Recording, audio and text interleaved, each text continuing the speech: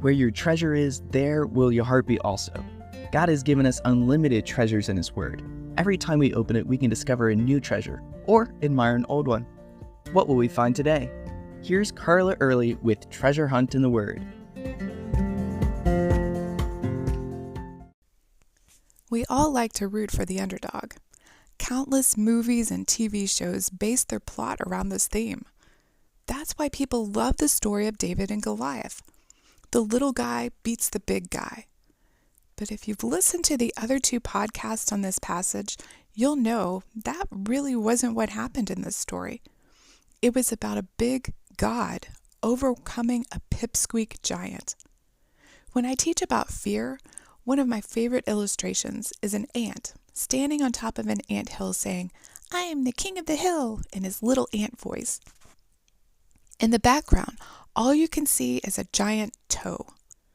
So the 9-foot 9-inch Goliath might have intimidated some, as many of our Goliath problems throughout our lives intimidate us, cause us to cower or run away, as the soldiers had done for 40 days, morning and night, as Goliath confronted them.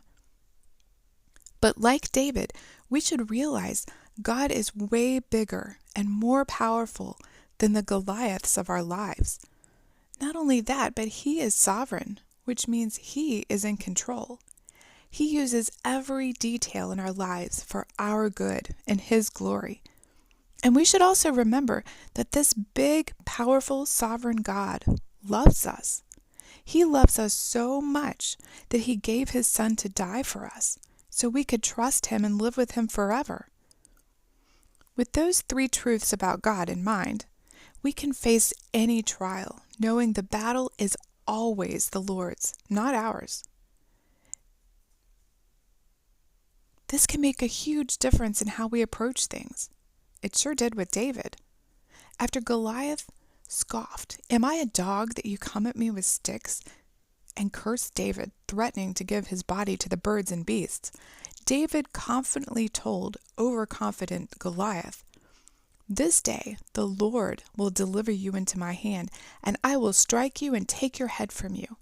And this day I will give the carcass of the camp of the Philistines to the birds of the air and the wild beasts of the earth, that all the earth may know that there is a God in Israel." In other words, you don't know how wrong you are.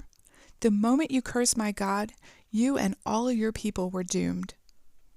But God had another reason in mind for sending David to kill Goliath. He says that all this assembly, all the Israelite soldiers who had fled when they saw Goliath coming, shall know that the Lord does not save with sword and spear, for the battle is the Lord's, and He will give you into our hands. This wasn't just the battle between David and Goliath God was waging here. It was the battle for the hearts and trust of His people. He wanted them to know He could do anything. They didn't need to fear Goliath or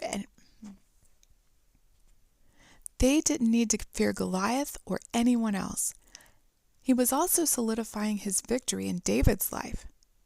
God used it to catapult David into the limelight, from shepherd to eventually king. How many times in the next years would God remind David of this battle that the Lord won in order to strengthen his faith? Whatever you're facing today, the battle is the Lord's. You can reach back in your history with God like David did to see the many times he had won battles before. Or if you're new at this faith thing, maybe God is using David's encounter with Goliath to bolster your faith and let you know the battle is the Lord's. And if you trust Him, He will bring you through triumphantly. You can contact us at treasurehuntintheword@gmail.com. We'd love to hear the treasures God has given you through His Word. You can listen to other episodes on our website, which you can find in the description below. Thank you for listening, and remember, where your treasure is, there will your heart be also.